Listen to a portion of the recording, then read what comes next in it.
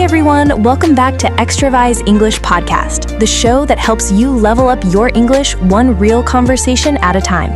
I am Mia. And I am Leo. So glad you're here. Okay, so today we're tackling something that I think every single person with a job or a class or literally any professional responsibility has had to deal with: writing an email in English. The professional email.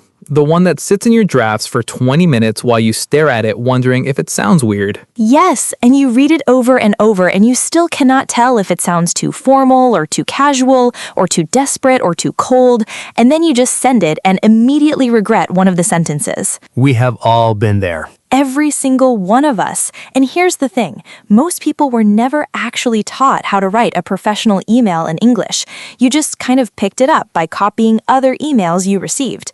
Which means if the emails you received were also written by people who were just guessing, you learned someone else's bad habits. The blind leading the blind. Exactly. So today we are breaking the cycle. We're going to give you a clear structure for professional emails that works every time. 3 types specifically: the request email, the follow-up email, and the reply to feedback email.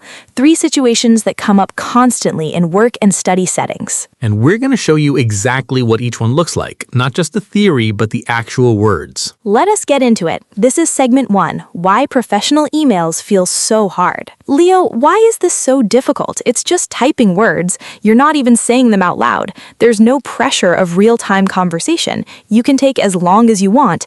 And yet people agonize over emails more than almost any other kind of English communication. Right, and I think there are 3 reasons. The first one is permanence. When you speak, the words disappear into the air. When you write an email, it stays.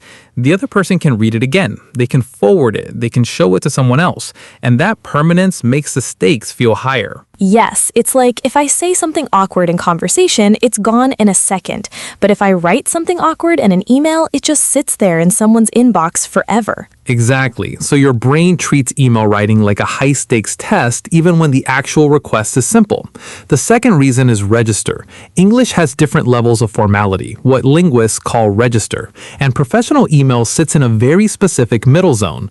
Too casual and you come across as unprofessional. Too formal and you sound stiff and robotic. And finding that middle zone is genuinely tricky, especially when you're writing in a second language. Right, and the examples you see online are often either way too formal, I am writing to humbly request your most gracious consideration, or way too casual, hey, just checking in. Neither of those is right. Right. The sweet spot is what we call professional warmth. Clear, direct, and respectful, but with a human tone. Not corporate, not casual, somewhere in between. And the third reason is structure. Most people just start typing and hope it comes out right. But a professional email has a specific structure. And once you know that structure, writing becomes so much faster and so much less stressful. Because you're not staring at a blank page, you're filling in a shape you already know. Exactly. We talked about this in our job interview episode. Shapes beat memorized words every time. Same principle applies to emails. Learn the shape, fill it with your own situation, send with confidence. Okay, I love that. Let's build the shapes. This is segment 2, the 3 email types. Email type number 1. The request email. This is the most common professional email you'll ever write. You need something from someone: information, approval, a meeting, a deadline extension, a document, and you need to ask for it in a way that gets a yes without being demanding or awkward. And most people either over-apologize, I'm so sorry to bother you, I know you're very busy, I feel terrible asking, or they under-explain and just say, can you send me the file? With no context at all. Both of which reduce your chances of getting what you need. Over-apologizing makes you seem uncertain and actually makes the reader feel burdened. Under-explaining makes the reader work harder to understand what you need, and busy people don't want to do extra work. So what is the right structure? The structure for a request email is greeting, 1 line of context, the specific request, the reason it matters, and a warm close. 5 beats. Let me show you what that looks like. Dear Professor Chen, I am a student in your Thursday Research Methods class. I wanted to ask if it would be possible to extend the deadline for the annotated bibliography by 2 days. I've been dealing with a family situation this week that has affected my ability to finish on time. I completely understand if that's not possible, and I'm happy to submit what I have by Friday. Thank you so much for your time and consideration. Best regards, Mia. Okay, that email is so good. And notice what it does not do. It doesn't over-apologize. It doesn't say sorry 7 times. It explains the situation once, makes the request clearly, and immediately shows flexibility. I understand if that's not possible. That last part is doing a lot of work. When you acknowledge that the other person might say no, it actually makes them more likely to say yes because they feel respected. They feel like you understand their position, and that feeling makes them want to help you. Right, you're not putting them in a corner. You're giving them a choice, and people respond well to having a choice. Exactly. Email type number 2, the follow-up email. You sent an email and didn't get a response, or you had a meeting and need to follow up on the next steps, or you submitted something and want to check if it was received. This is one of the most uncomfortable emails to write because it can feel like you're nagging someone. Which is why most people just don't send it. They wait, and then the deadline passes and nothing happened. Right, but a follow-up email is not nagging, it's professional, it's expected, and if you write it correctly, it doesn't feel pushy at all. The structure is a warm reminder of your previous contact, a brief restatement of what you need, an easy path forward, and the thank you. What does that sound like? Something like this. Dear Mr. Santos, I hope this week is going well. I wanted to follow up on the email I sent last Tuesday regarding the project proposal. I just wanted to make sure it didn't get lost in a busy inbox. Please let me know if you need any additional information from my side or if there's a better time to connect. Thank you so much, and I look forward to hearing from you. I love that phrase. I just wanted to make sure it didn't get lost in a busy inbox. It's so generous. You're giving them an exit. Maybe they didn't see it, maybe it went to spam, instead of implying they ignored you. Right, you're assuming the best, not the worst, and that assumption of good faith makes the whole email land warmer. People respond to being treated with generosity. And it's honest, too. Emails do get lost. Inboxes are genuinely busy. It's not an excuse, it's a real thing that happens. Exactly. The follow-up email is not about chasing someone. It's about making it easy for them to respond. Email type number 3, the reply to feedback email. You received feedback on something you submitted, an assignment, a project, a proposal, and you need to respond to it professionally. This one's tricky because feedback can sometimes feel personal, especially critical feedback, and replying professionally when you're feeling defensive or disappointed requires a specific kind of language. I've definitely replied to feedback emails badly before. Like, I didn't say anything rude, but the tone was clearly, I don't agree with this, and I'm barely hiding it. The passive-aggressive professional email. Everyone has sent at least one. At least one. So what is the right way to do it? The structure is acknowledge the feedback genuinely, state what you will do with it, and if you have a question or a different perspective, raise it calmly and with evidence. 3 beats. And the key word is genuinely. You don't have to agree with every piece of feedback, but you do have to acknowledge that the person took time to give it. That acknowledgement costs you nothing and earns you a lot. Okay, what does that look like? Something like this. Dear Dr. Kim, thank you so much for the detailed feedback on my draft. I really appreciate the time you took to go through it carefully. I can see what you mean about the introduction needing a stronger thesis statement, and I'll revise that section before the final submission. I did want to ask a quick question about one of your comments. You mentioned that the 3rd paragraph felt repetitive. I was trying to reinforce the central argument, but I want to make sure I'm doing that effectively. Would you be open to me sending a revised version of just that section before I rewrite the whole thing? Thank you again for your guidance. Best regards, Leo. Okay, that reply is so mature. He thanked them genuinely, he showed he understood the feedback, he committed to fixing one specific thing, and then he asked a clarifying question in a way that shows he's trying to understand, not trying to argue. And notice he didn't say, I disagree, or you're wrong, or that comment didn't make sense to me. He said, I was trying to do this. Can you help me understand if I'm doing it effectively? That framing turns a potential conflict into a collaboration. Which is always the goal in professional communication. Not winning, collaborating. Always. Okay, let's go to the phrases. This is the key phrases section. 3 phrases from today, all of them from the emails we just wrote. Leo, first one. Phrase number 1. I just wanted to make sure it did not get lost in a busy inbox. This came from the follow-up email. It's a masterclass in professional generosity.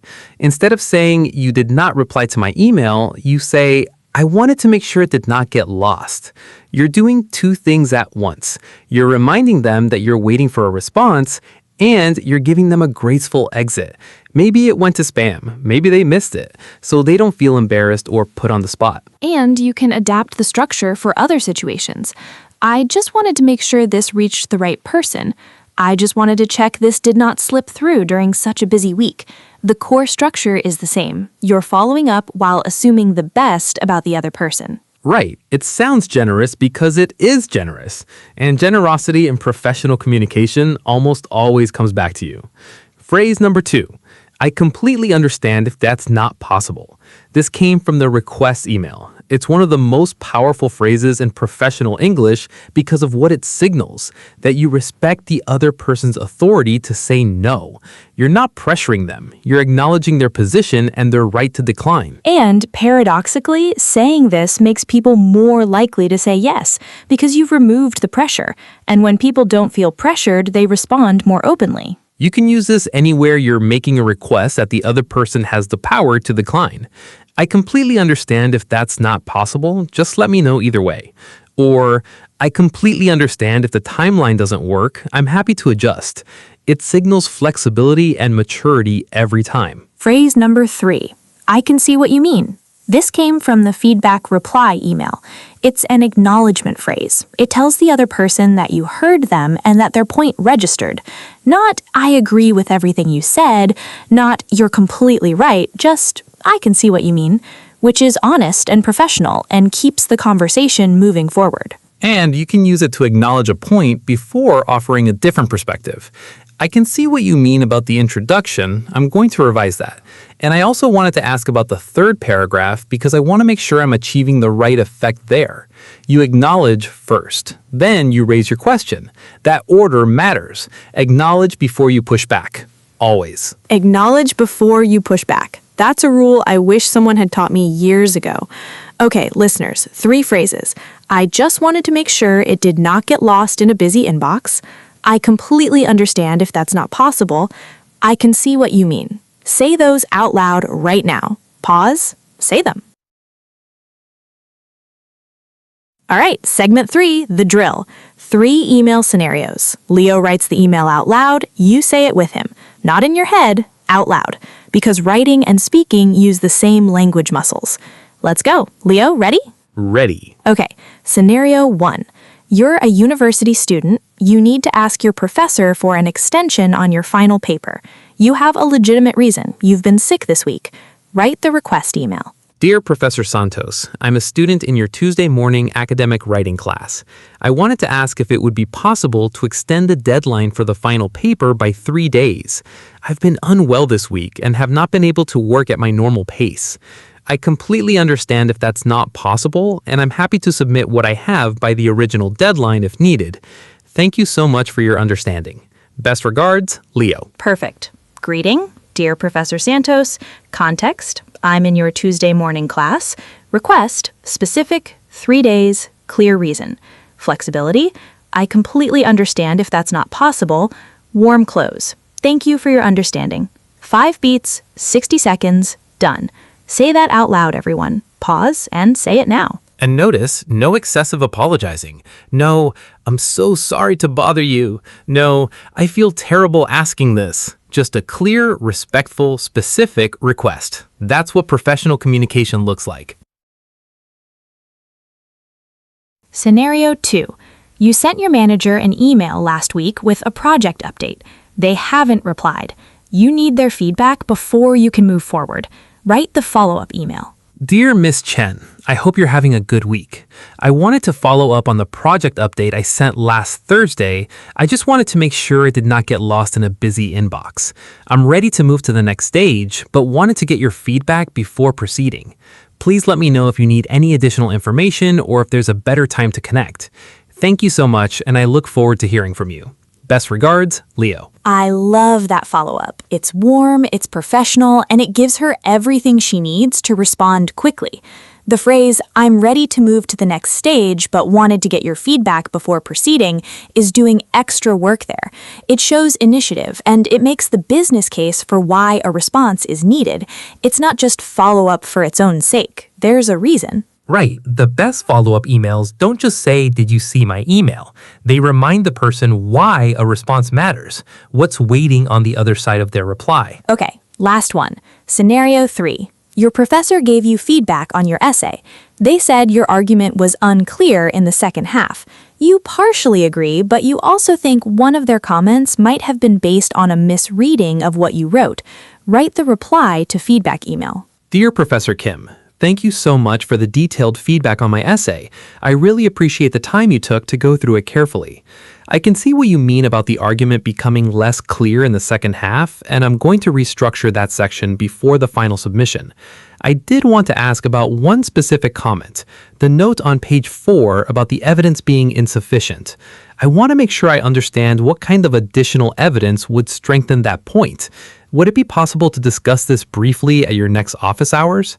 I want to make sure I'm addressing the feedback correctly. Thank you again for your guidance. Best regards, Leo. That reply is so good and so mature. He thanked genuinely. He acknowledged the main feedback. I can see what you mean. He committed to fixing it.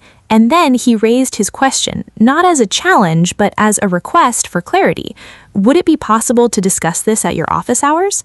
He's not saying you're wrong. He's saying, help me understand this better, which is always the right move. And ending with, "I want to make sure I'm addressing the feedback correctly," shows that you're taking the feedback seriously, even the part you're not sure about. You're not dismissing it. You're asking for more information so you can respond to it properly. Which is exactly how you build a reputation as a serious, mature student or professional, not by always agreeing, but by always engaging thoughtfully. Okay, listeners, go back and say all 3 emails out loud. The request, the follow-up, the feedback reply. Say them until the structure feels natural. 5 beats for the request, 4 beats for the follow-up, 3 beats for the feedback reply. The shapes stay. The words come from your own situation. All right, wrapping up, here's your one thing from today. A professional email is not about sounding impressive. It's about being clear, warm, and easy to respond to. Give context, make one specific request, show flexibility, close warmly. That's the whole formula. Every email you'll ever need to write fits inside that shape. You never have to stare at a blank screen again. And your assignment for this week, write one professional email using the structure from today. It can be a real email you've been putting off sending, a request, a follow-up, or a reply to feedback. Write it using one of today's structures. Then read it out loud before you send it. If it sounds like something a confident, professional version of you would say, send it. Drop a line in the comments and tell us what you sent. We read every single one. We genuinely do. And if this episode gave you something useful, if it finally made professional emails feel less like a test and more like a tool, share it with one person who's been putting off sending an important email. Not because it helps us, because that person needs this exactly right now. Be the one who sends it to them. And if you want more of this every single week, subscribe. We'll be here. All right, thank you so much for being here on Extra Rise English Podcast. And remember, Because one serving of English is never enough. see you in the next episode.